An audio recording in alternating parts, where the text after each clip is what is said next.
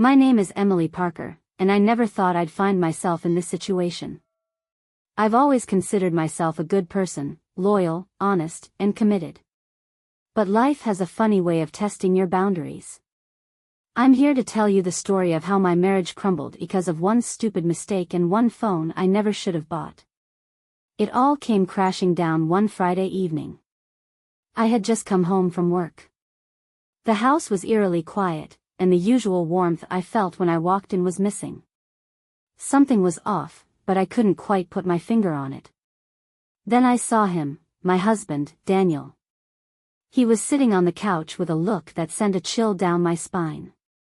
His eyes were cold, distant. I knew that look. It wasn't anger, it was disappointment. That kind of look hits harder than any shout ever could. In his hand was something I immediately recognized. The burner phone. The one I thought I had hidden so well. My pulse quickened, and I felt the blood drain from my face. "Hi, Em," he said, his voice unnervingly calm. He held up the phone and shook it lightly. "Care to explain this?" I froze, a million excuses racing through my mind. "That? Oh, it's just an old phone. I forgot I even had it," I said, forcing a nervous chuckle. He didn't smile. He didn't move. "You forgot about it?" "That's strange because when I turned it on, there were some pretty recent messages on it. So, let me ask you again, who is he?" I felt my stomach drop. The walls of our life together were crumbling around me. Daniel wasn't yelling, but I almost wished he would. The silence was unbearable. I opened my mouth, but no words came out. How do you explain something like this without destroying the person you love? I didn't want to lie, but I wasn't ready to tell the truth either. The air between us was suffocating. "Daniel. It's not what you think," I finally managed to whisper, though I knew how pathetic it sounded. He scoffed, shaking his head in disbelief. "Really? Because it looks exactly like what I think." I stood there, my mind racing. I had two choices, come clean or try to salvage what little trust one might have left. Either way, this conversation was going to change everything. I took a deep breath, forcing myself to gather my thoughts. This was my chance to salvage the situation. I had to be convincing. "Daniel, you know how forgetful I can be. That phone is from when I was freelancing last year. I used it for client work. Remember how we went through that tough time when I was scared I might lose my full-time job? I needed a backup plan, and that phone was part of it." His expression softened slightly. He tilted his head like he was recalling something. I decided to push the story further. "I must have forgotten to shut it off and put it away when I stopped using it. The messages you saw must be old. Honestly, I don't even remember what's on there," I added, faking an embarrassed smile like I was being called out for something minor. Daniel stayed silent for a few moments, as if trying to piece things together. Finally, he set the phone down on the coffee table and ran his hands over his face. "Damn, Em. I was thinking the worst. My mind went to all kinds of dark places. I love you, and the thought that you might have, well, you know, it would have destroyed me." I took a step forward and placed my hand on his. "I'd never do that to you, Daniel. You're the most important person in my life." He sighed deeply, squeezing my hand. "All right. I'm sorry for doubting you. I guess I let my mind spiral out of control." Internally, I breathed a sigh of relief. I knew this was only a temporary reprieve, but for now, I had managed to dodge disaster. He believed me. "Let's just forget about it, okay?" I suggested, trying to sound casual. "I'll turn the phone off and get rid of it." He nodded. "Yeah, that's probably for the best.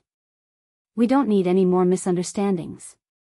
We hugged, and for a moment, it felt like everything was back to normal. But deep down, I knew this was a fragile piece. I needed to be more careful from now on because a second chance wouldn't last forever.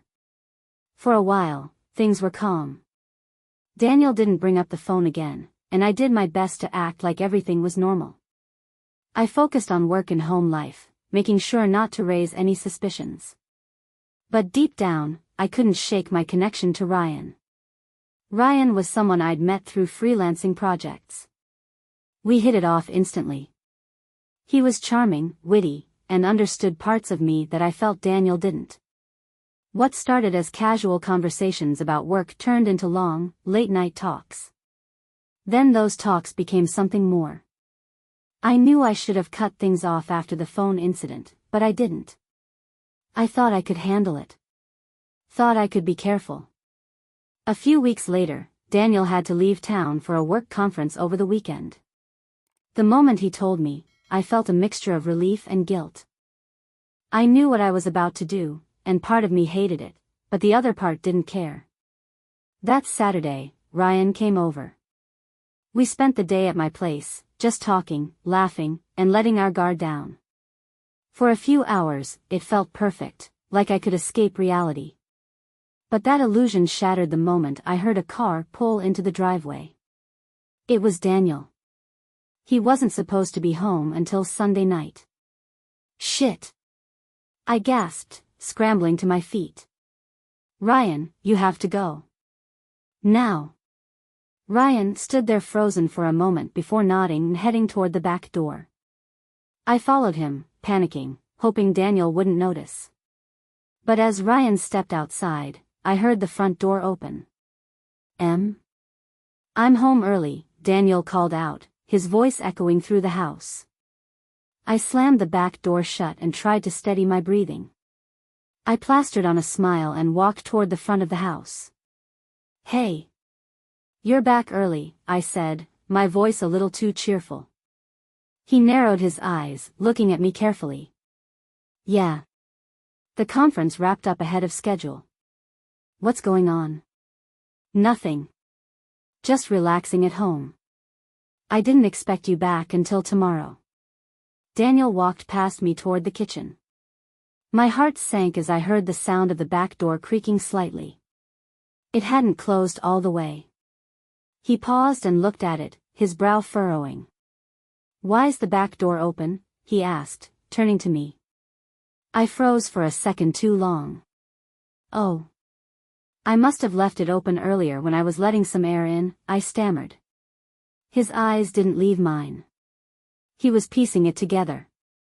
I could see it in the way his expression shifted, disbelief, confusion, then suspicion. Emily, he said slowly, was someone here? I opened my mouth to deny it, but the words wouldn't come out. This time, I knew the lie wasn't going to save me. Daniel took a step toward me, his eyes cold and piercing.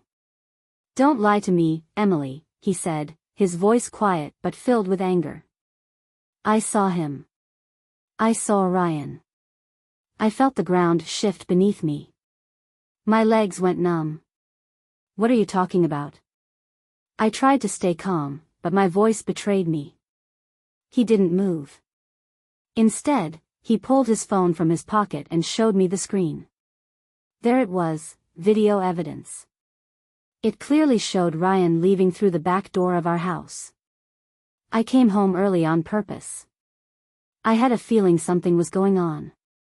And now I have proof.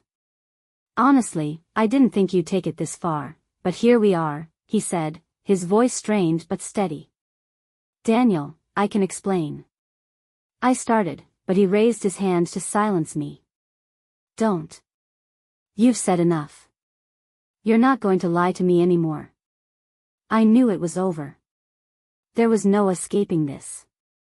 It disgusts me to even stand here with you, he said, his expression hardening further. I'm filing for divorce. And this time, you're not getting anything from me. I'll make sure this video is seen in court. We have a prenup, Emily, and cheating voids your claim to any of our assets. You're going to walk away with nothing. Panic washed over me. Everything we had built together was crumbling right before my eyes. Please, Daniel. We can fix this. It was a mistake. I pleaded, but even I didn't believe my own words. Fix it? You're calling this a mistake? You knew exactly what you were doing, and you didn't stop. It's too late now. He walked past me, heading to our bedroom to pack his things. I stood frozen in the living room, shattered by the realization that this was truly the end. He would never trust me again, never forgive me. My marriage was officially over. The divorce process moved quickly, much faster than I expected. Daniel wasn't playing around. He came to court fully prepared with the video evidence and testimony from both his attorney and a private investigator he hired to strengthen his case. I didn't even know he had taken things that far. In court, my lawyer tried to argue that my actions didn't warrant such a severe consequence. We argued that I should still have a right to some of the marital assets. But it didn't matter. The prenup was airtight, and Daniel's evidence was damning. The judge didn't hesitate. Based on the terms of the prenuptial agreement and the evidence presented, the court finds in favor of the petitioner, Daniel Parker, the judge declared, her voice sharp and final. The respondent, Emily Parker, will receive no financial support or division of assets. This court also deems the prenuptial agreement legally binding. The words hit me like a ton of bricks. I had lost everything. The house, the savings, and even the car, all of it legally belonged to Daniel. I stood in the courtroom, numb, barely able to process the reality of what had just happened. Daniel glanced at me one last time as we left the courtroom. There was no hatred in his eyes, just disappointment and a deep sense of finality. He didn't say a word, and in a way, that silence hurt more than anything else. I walked out of the courthouse alone, knowing I had no place to go. The life I had built was gone, destroyed by my own choices. Daniel had won, and I was left with nothing. Now I'm trying to piece my life back together. I had to move into a small, run-down apartment and find whatever freelance work I could get just to stay afloat. The people I thought were my friends distanced themselves. Ryan? He disappeared the moment things got messy. I guess I should have seen that coming. I often think about how different things could have been if I'd just made better choices. But regrets won't change the past. All I can do now is face the consequences and try to rebuild, one step at a time.